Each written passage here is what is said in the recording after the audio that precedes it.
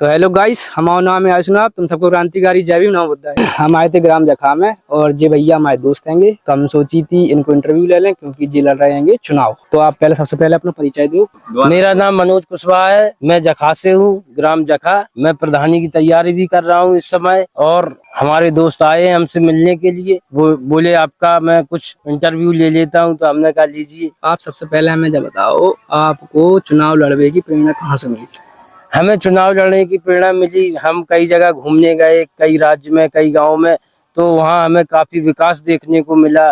जैसे पार्क है, तालाब है, तालाब का सौंदर्यीकरण है, और लाइट है, बढ़िया रोड है, गांव में बारात घर है, शमशान घाट है, खेल मैदान है। अभी हमारे गांव में अभी कुछ विकास नहीं हुआ है, तो हमने सोचा इस बार हम मैदान में आए और चुनाव लड़ें, लोगों को विकास करके दिखाएं गांव में। अच्छा, तो आपके गांव में सबसे बड़ी समस्या क्या है? सबसे बड़ी समस्या है हमारे गांव में, ना अभी कोई रास्ता सही से है, अभी ऐसी कच्ची रास्ता है जिसमें ना कोई अभी सीसी है, ना इंटरलॉक है। तो सबसे बड़ी समस्या है, लोगों को आने जाने में दिक्कत होती है। तो रास्तों की सबसे, और जो नालियां भी हैं वो बचाबच भरी पड़ी हुई हैं, गंदगी बहुत है उनमें। सबसे बड़ी समस्या भी हमारे गांव में अभी यही चल रहा है। और जीतने के बाद आपको पहला काम क्या है? आप क्या काम पहला कर दो? जीतने के बाद मेरा काम रहेगा लोगों को सरकारी योजनाओं का लाभ दिलाना, और रास्ते सही बनवाना, नालियां सही बनवाना, और साफ सफाई का विशेष ध्यान रखना।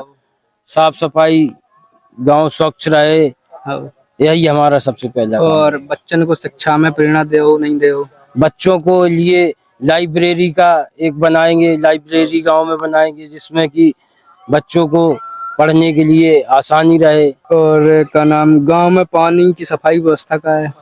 गांव में सफाई कर्मी को बुलाकर पर डे सफाई करवाएंगे, गांव में सफाई बनी रहे, गंदगी ना हो पाए। और आप युवन के लाने क्या करो महिला सशक्तिकरण में?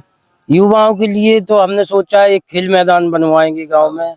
खेल मैदान में जो कि बढ़िया, वहाँ क्रिकेट है, वॉलीबॉल है, जो वहाँ युवा अपना खेलें और अपने भविष्य को और महिलाओं की बनाए। सुरक्षा के लिए? महिलाओं की सुरक्षा के लिए सरकारी लाभ और जो चौराहे पे कैमरे वगैरह लगवाने का कार्य करेंगे। और यदि आप, जैसे आप कह रहे कि सरकारी योजनाओं को लाभ दिलवाए गांव वालों को, जी, तो गांव के लोगों को सरकारी योजना को लाभ कैसे दिलवाए आप?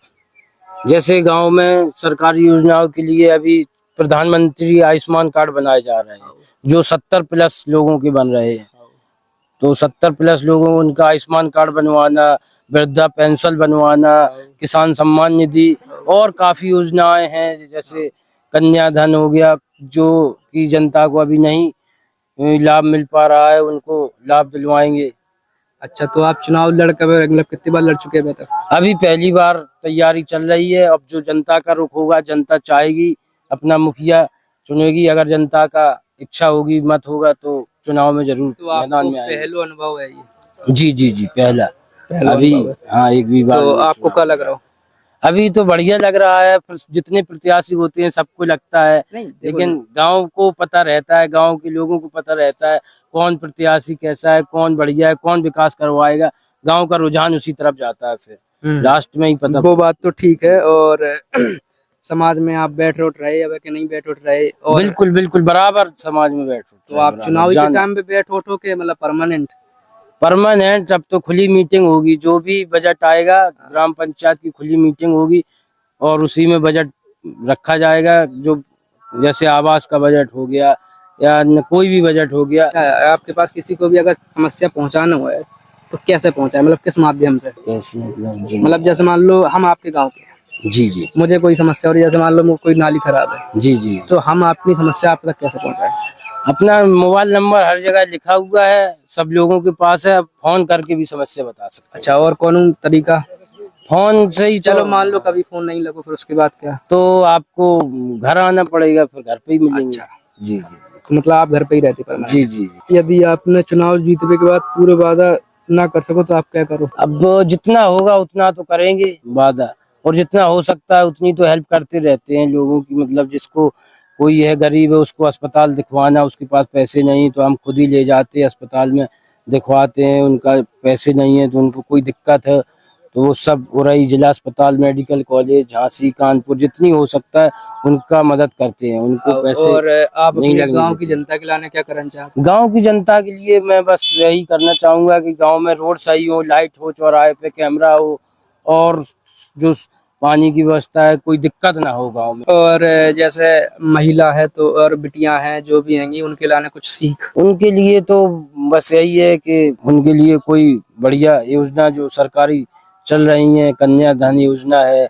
और भी नहीं? देखो, योजना है। योजना के अलावा आप शिक्षा में सीख दे हो। शिक्षा के लिए वो लाइब्रेरी है, वो गांव में बनवाएंगे लाइब्रेरी। ठीक, बंद कर रहे हैं यहीं पे ये। जी जी, बहुत बहुत धन्यवाद आप। अब मिलेंगे आपको दूसरे वीडियो में, और ब्लॉग देखते रहो तुम लोग। ये तो हमारी बीमारी थे, सो हमने कहीं बना दो आज, जैसे बना दे इनकी। अब हम मिले हैं कब हम, और जब आप फोन करके ना बुलाए। जी जी जी, बहुत हम सोची आज तो चले जाएं ऐसे ही, फिर बाकी बात प्रबल पद के दावेदार हो जाओ, तो फिर तो बुलाओ तभी ठीक लगा।